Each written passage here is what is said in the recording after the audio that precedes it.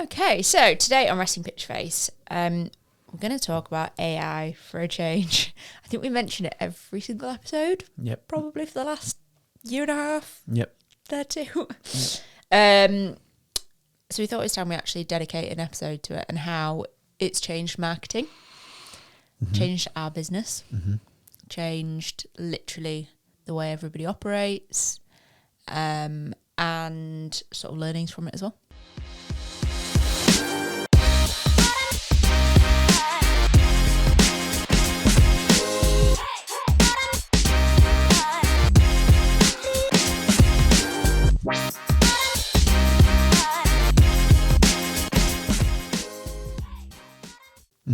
You're a bit of an AI expert nowadays. I don't think anybody's an AI expert, but No. I know enough. You spend a lot of time on it. Yeah. Yeah. So, yeah, I think, we'll look at marketing, sort of tools, things like that, and where people should be using it and where maybe they should not be. And there's cases for both. So, pretty big question, but how has AI changed marketing? What's different for marketers? Oof. It's very hard to put into simple terms, but yeah, I think the impact is just ridiculous, isn't it? Yeah. Exponential, and it's changing every day. That's the difficulty. Like, marketing's always been fairly fast, certainly digital. So to have an increase in pace within digital, I think a lot of people are freaking out a little bit. Yeah, it's always been fast, but this is a different kind of fast. Yeah.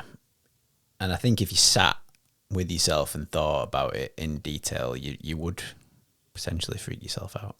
Let's not do that. But that's not the right thing to be doing, I don't think.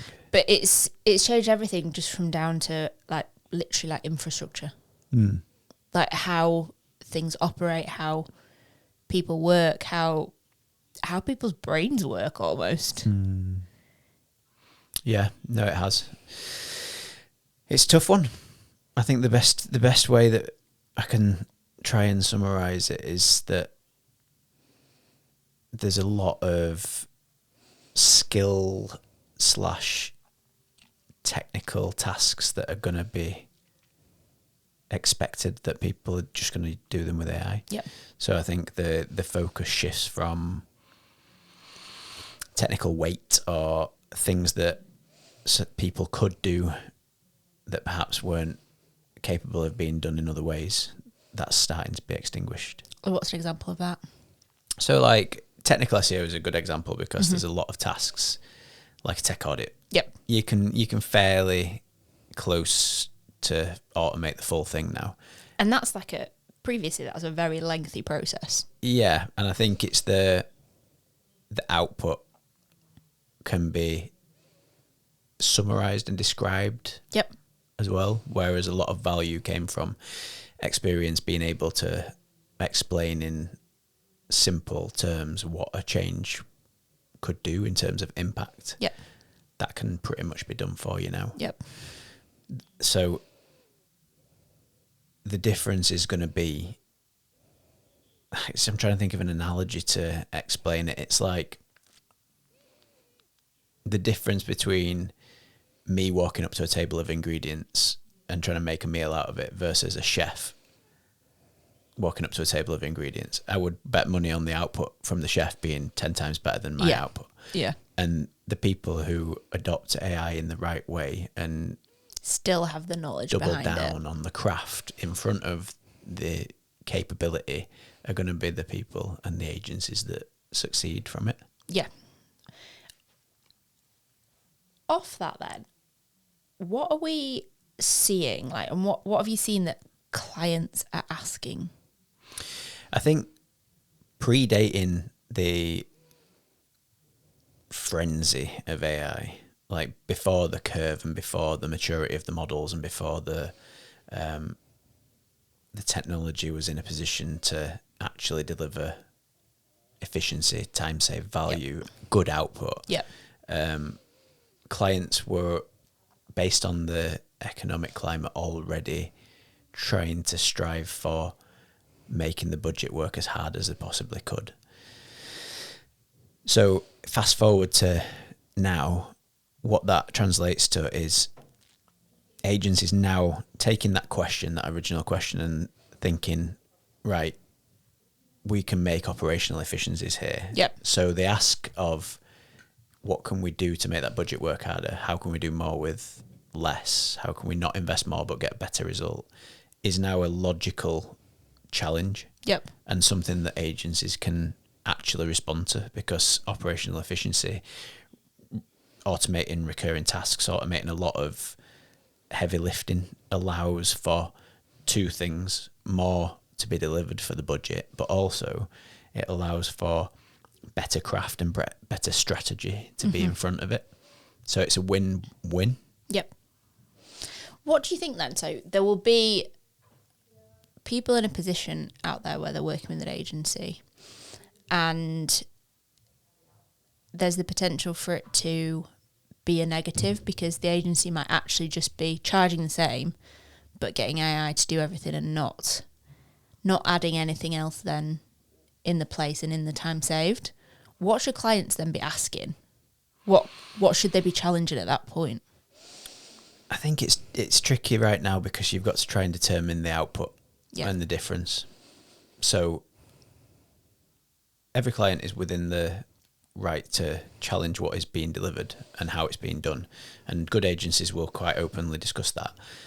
And then determining time spent versus output versus return is where I would start as a client if I were inquiring as to, like, what benefit am I seeing as a client in improvement in efficiency? What does that mean? Yeah. And there should be an unlock, or there should be a performance improvement, or there should be more delivery happening to fill that retainer and fill that budget. But it will come down to, in the same way that shit SEO agencies back in the day used to just buy shitloads of links and do things in a spammy way. It's almost the same thing. It's like spam AI will become a thing. Yeah. And snake oil agencies will sell the world that's automated in the background. But the platforms are not stupid either. Like, proper marketing and proper agencies will still deliver a good service and deliver results within the structure of how it should work. Yes. And there will then be bad agencies and bad marketing that is over reliant on generic and manufactured techniques. Off the back of that then, how should people be using it? What's the best way of using AI, and what is the worst? Well, humans inherently fear change. I love AI.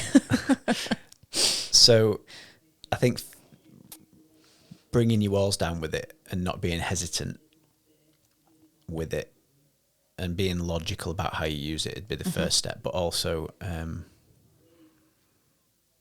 I think there's still a little bit of a stigma around it in terms of it being less valuable. It's like the movement at the moment. Obviously, all the big platforms are at a point now where they can program. So ChatGPT has got Codex, Anthropic is really good at coding. There's things like Replit, vibe coding, for example. I'm like, right, okay, vibe coding, it doesn't diminish the knowledge of a good developer in terms of approach, in terms of putting strategy in front of the craft to get to the output. What it does do is increase productivity and also output for the basics, for the repetitive stuff that does take time away from the former. But it also puts people who are capable of communicating with developers but aren't coders in a position to prototype ideas. And I think, again, bringing it back to craft and strategy, if you put someone who has good working knowledge, like a tech SEO, for example, may not be a dev or a programmer, but will have good working knowledge of code, will have good working knowledge of how to communicate with devs, because that's what they've been doing for the last however long they've been in SEO, in front of a platform like Replit with an idea, they will get 80% of the way there without having to talk to a dev. Yep. If not more. Yeah. That in itself is endless possibility in terms of the value, the speed in which agencies are going to be able to build and ship. In terms of, I think IP is probably a good conversation, because we have our own IP. Does that then mean that all agencies are going to be able to very quickly develop something, which comes down to the craft and the strategy? Yeah. It's like having all the tools and all the ingredients, having the data that you might need. It's not the data, it's what you do with the data. Yeah, and I think with AI and all the possibilities, there's potential for a fair bit of burnout as well at the moment, 100%. with people literally just throwing everything they can at it and not actually forgetting that prior to AI, you would sit down, you'd have an idea and you'd follow that through, and now it's like there's almost too much going on. There's almost too many tools in front of us. There's too many people thinking that they've got the next revolutionary thing, when actually there's however many other people also doing the same. Mm-hmm. And I think there's a bit of that with agencies as well, isn't there? There's this whole like, oh, we've got this brand new strategy, but actually it's not any different to anything anybody else is doing. Yeah, you can't just put AI in front of it or at the back of a word and it be AI. No. That's not how it works. No. But that's a lot of it. And I think in agency land, obviously, it's always been super competitive. There's a lot of competition. So there's going to be that movement of trying to stay out on the front edge of it. Yep. When in reality, taking a breath, figuring out the application of it, and then presenting the benefit of it is the way that we're approaching it. So what about getting teams to adopt it? So this has been... It's tough. It's taken a while, hasn't it? And people are... I think there's a few factors that play into it. People definitely in the early stages were almost nervous of using AI because it almost felt like you shouldn't. Like getting something else to do a part of your job It felt like wrong. cheating. Yes, it did. It felt like cheating. And I think for a lot of people, well, not necessarily a lot of people, but some people, there's that worry of making it feel like something else could do their job. Mm-hmm. And that makes people nervous. Yeah, so here's the curve. AI came out. I mean, we were famously, I think I've said this about a million times, but we were testing the beta of ChatGPT in 2020 in as many ways we could. And it was, is this output better than what I can do? Yeah. No. Okay. A year later, is this output better than what I could do? No. So we're what, 21, 22, 23, 24, same questions. Is this output better than what I could do? Nearly. It's getting there, yeah. It's not far off. 2025. Is this output better than what I could produce? Yeah. Yeah, it is. Oh, right. Okay. So when people started trying to adopt it, it wasn't good enough. And then it felt like that's not going to deliver the work that I would deliver. But now it's like capable. It's like, am I going to be replaced by this thing? Yeah. That's where people, it's like a fear. We're in a fear stage right now. It is. Because it's so capable. But you don't need to fear it. You need to embrace it to the point where it elevates what you're doing. It's like bolting a super brain onto your own brain is how I would describe it. And like people are like terrified of, well, some people are terrified of this whole new thing that's come about. But it's like we've said before, like not embracing AI is like when the internet came out and being like, not really sure. And people It'll were. never take off. Yeah, it'll never take off. Like, not really sure about that. Seems a bit much. I'm just going to carry on looking stuff up in books. It's the same thing. It's tough though because you can't see in front of it. So you can't look 2 years into the future and think, where is it going to be? It's like 2 years ago, the thought of autonomous taxis, robots would have been like sci-fi. Yeah. Now it's like we're probably... It's like, oh, there's another one. We're probably 6 months away from autonomous taxis and autonomous travel, and robots certainly like being very common in workplace, in factories, and next step being home. God, can we get a workplace robot, please? Yeah, well, yeah, probably. But do you know what I mean? Yeah. It's like jumping in front to try and get in front of the technology is tough in terms of mindset. But you've got to kind of just roll with what's going on. Well, yeah, it's like being offered a tool at your disposal that's going to enhance what you do, and saying no to it. Yeah. Doesn't really seem like a logical decision. But I can understand and empathise with the fear element. Yeah, no, I can 100%. But so then how do you get past that? Like, we've got the team at Flaunt doing all sorts now that they wouldn't have a year ago or whatever else. How have you broken down that barrier and let people know, like, it's okay, it's actually encouraged to do that in this workplace? I don't know what the right approach is, but I can tell you what my approach is. So, where are we now? Jan 23, I think, there or thereabouts, start 2023, I stood up at the front of the business, having gone through all the available resources at the time to find the best tools on the market. ChatGPT, Gemini was bad, I think, at that point. Yep. And any other relevant tools at that time, as well as the best training resources that were online. So free resources, paid for resources. I didn't really believe the paid for ones at that time because I don't think anybody knew anything about it. They were still there. But so pushing people in the right direction, Google resources, like training schools that they were doing. Amazon had some good stuff at the time. Yep. Making people aware of them, and then offering comfort in going and doing it, and also supporting that, but autonomy. So for that period of time following people being made aware of those resources, we were giving people the freedom and the runway and the autonomy to go and self-learn and test in a place that was without direction at that time. So then from that cycle, fast forward another 12 months, it was becoming more mature, and we were pushing people to use it.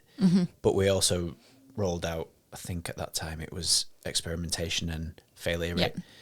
Now, on the face of it, that looks like a cool thing to do as an agency. It's not a cool thing to do. That was done with the purpose of building people's comfort levels with failing autonomously so that they could adopt new technologies, which was behind it, AI.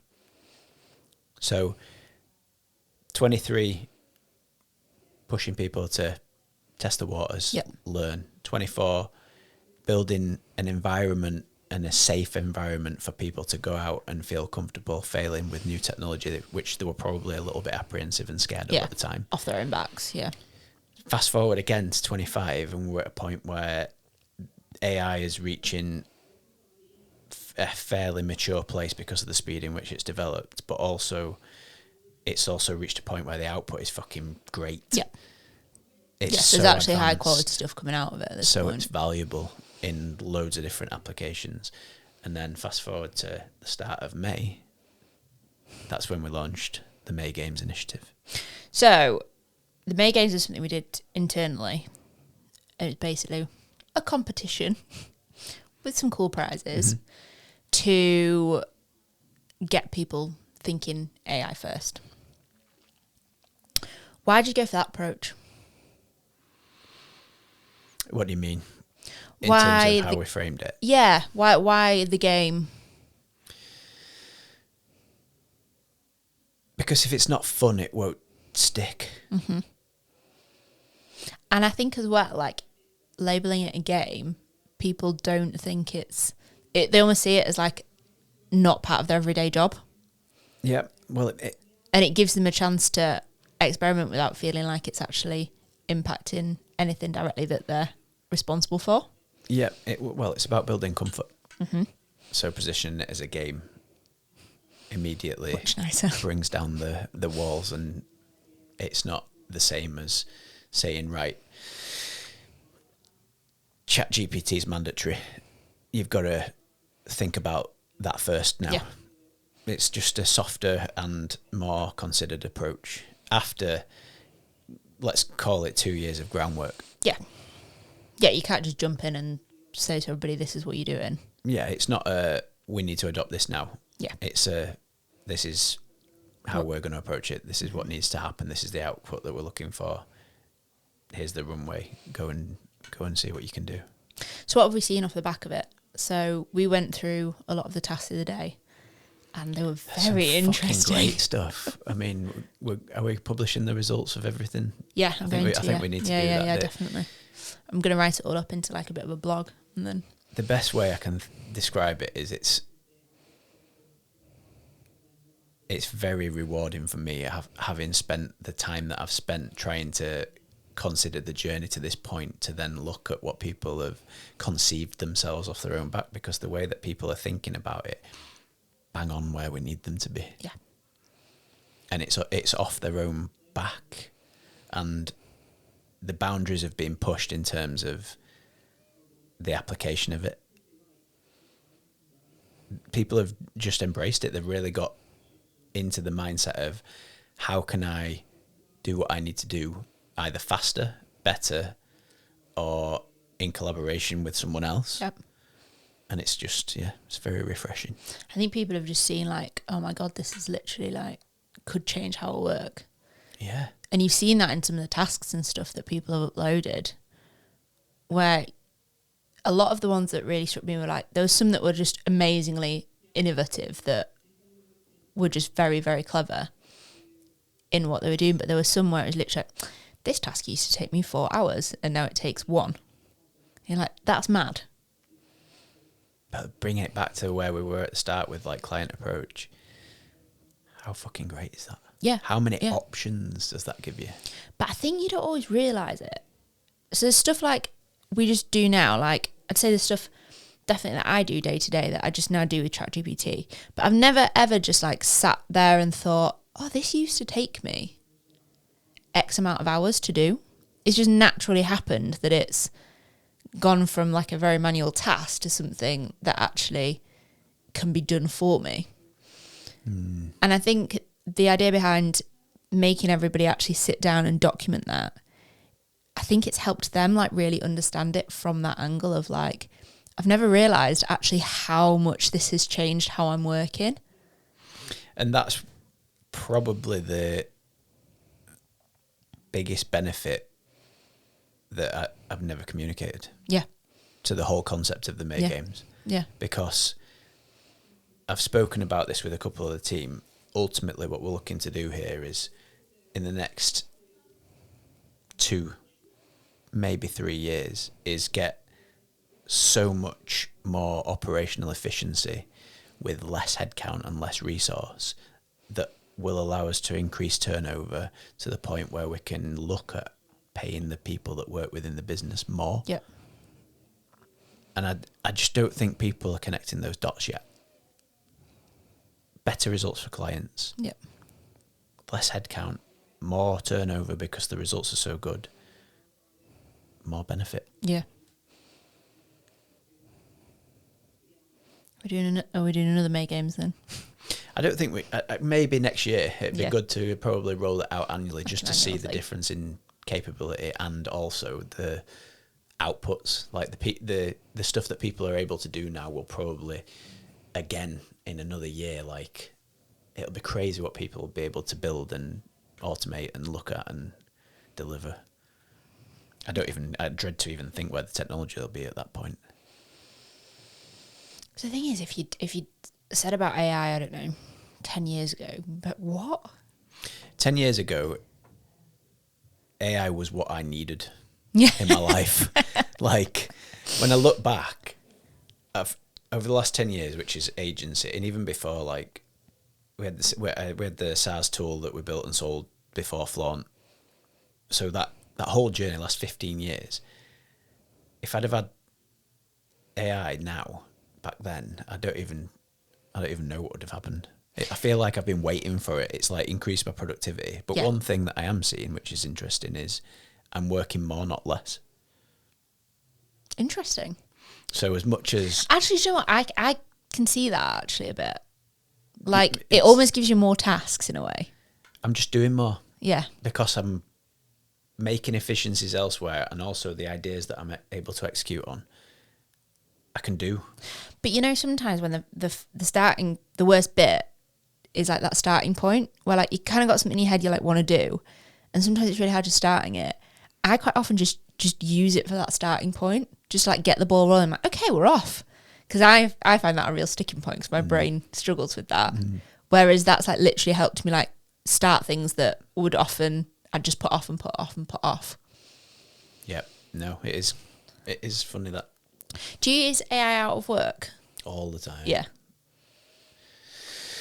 This is the thing. Like I say, the way that my brain operates is I have ideas about everything all the time. Yeah. To the point where I used to have a notebook by the bed because I used to wake up with an idea and I used to have to write shit down to get it out of my head so that I could try and get back to sleep. Yeah, Otherwise, I do I'd that. just I sit still there do ruminating that. on it. Yeah.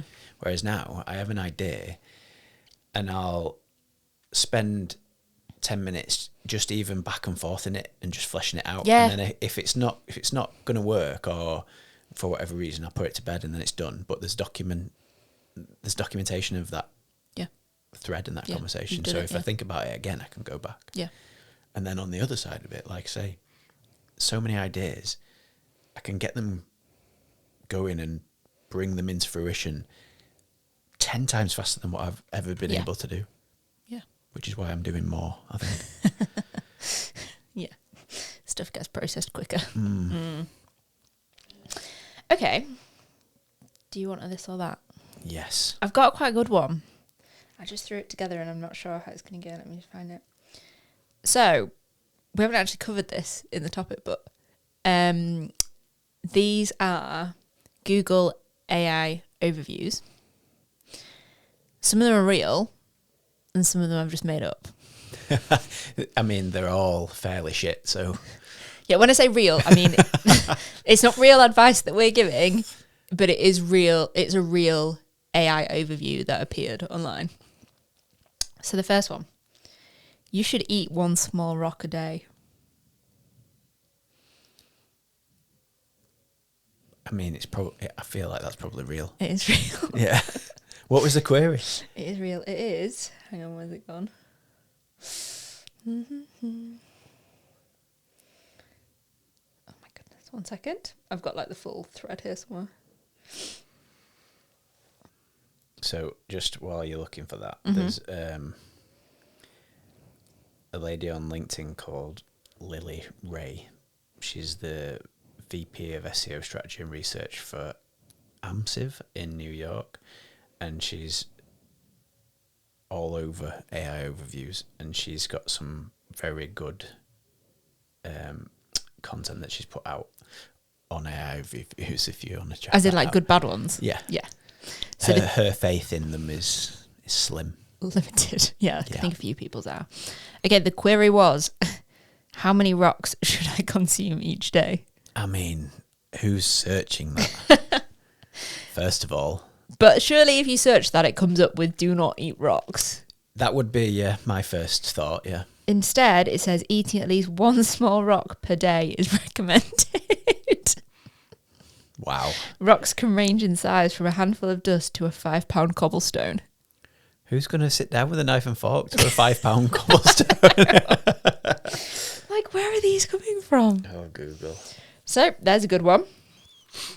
Try the next one. To soothe sunburn, apply mayonnaise and wrap in cling film overnight.